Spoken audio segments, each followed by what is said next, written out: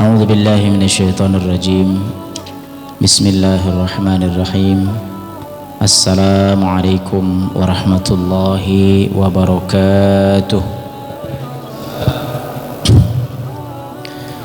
إن الحمد لله نحمده ونستعينه ونستغفره ونعوذ بالله من شرور أنفسنا ومن سيئات أعمالنا.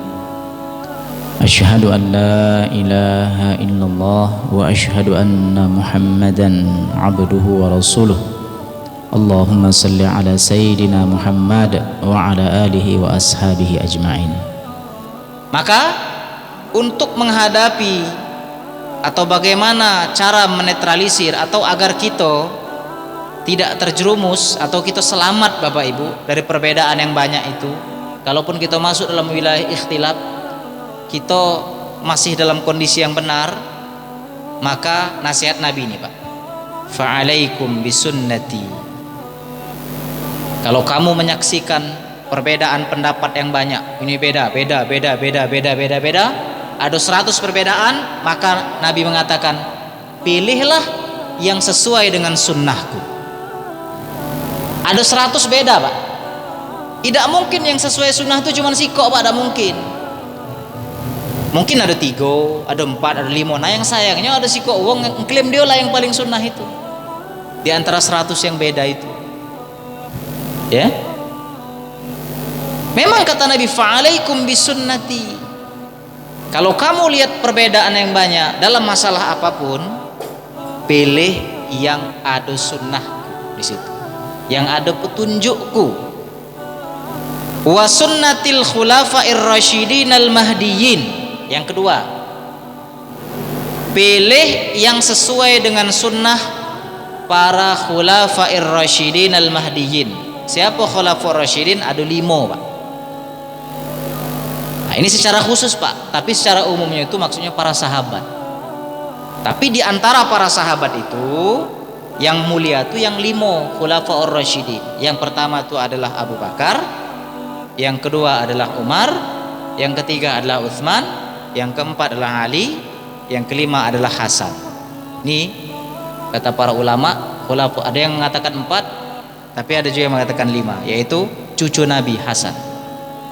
Siapa mereka? Al-Mahdiyyin, yang mendapatkan petunjuk.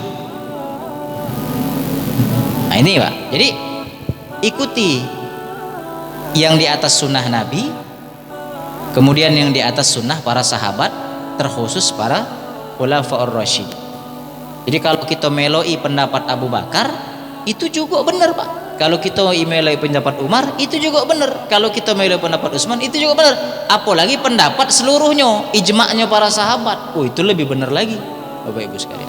Jadi kalau ingin selamat, meloi sunnah Nabi, meloi sunnahnya para sahabat. Nah masalahnya Pak, para sahabat itu tuh banyak Bapak Ibu. Ada yang hidup di Irak setelah Nabi wafat, namanya Abdullah bin Mas'ud. Ada yang tetap tinggal di Mekah misalnya.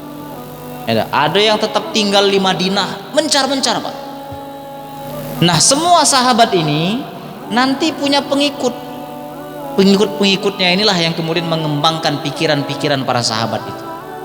Tapi semuanya rata-rata sepakat dalam usul, walaupun nanti kemudian berbeda dalam furu'. Nah, itulah yang kemudian lahir mazhab-mazhab itu. Selama dia di atas sunnah dan ada petunjuk di lalahnya dari para sahabat, ambek, tidak apa-apa. Makanya jangan mengklaim cuman kitalah yang meloi sahabat, ya, karena sahabat itu banyak. Cak mana kalau sahabat berbeda pendapat? Nah, sahabat mana yang dembek? Nah, bingung dia kan, ya. Nah kata Rasulullah SAW, jadi kalau kamu melihat banyak perbedaan pendapat, pening pala kamu. Nah bahasanya mah itulah Pak, sama kebanyakannya pening pala aku. Tidak usah pening Pak, lihat yang mana ada dalilnya dari sunnah, yang mana ada dalilnya dari agama ini, baik dari sunnah Nabi atau sunnahnya para sahabat ataupun generasi-generasi di bawahnya. Makanya kata Rasulullah, khairun nasi qarni, sebaik-baik generasi itu yang hidup pada zaman aku. Siapa itu? Para sahabat. Tsummal ladzina yalunahum, yang meloinya setelah itu siapa? Para tabi'in.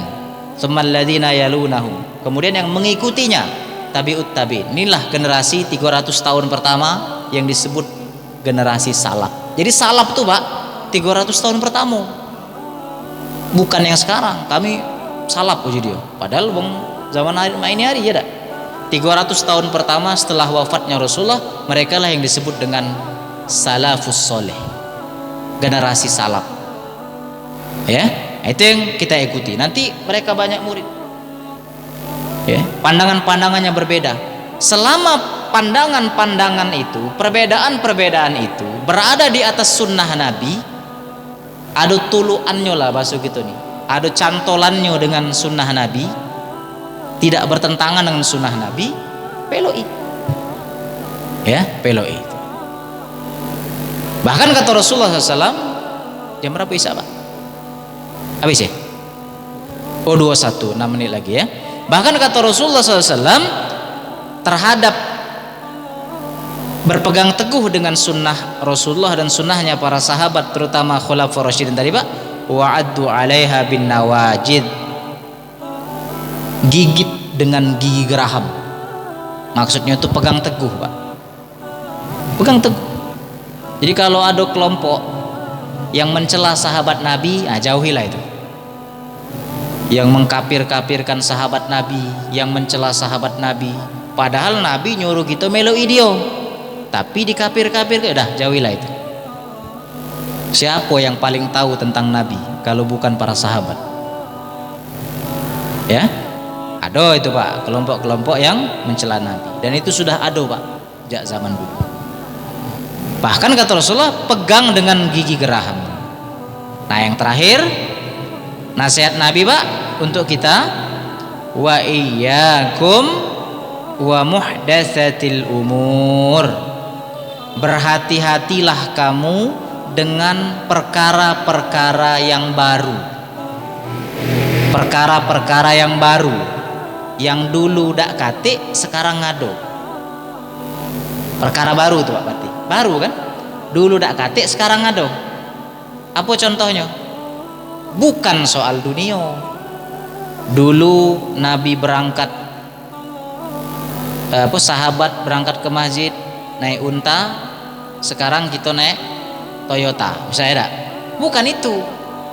Yang disebut dengan umur di sini adalah ad-din, dalam perkara-perkara agama, ad-diniyah. Nah kata Nabi, hati-hati kamu dalam perkara-perkara baru dalam masalah agama.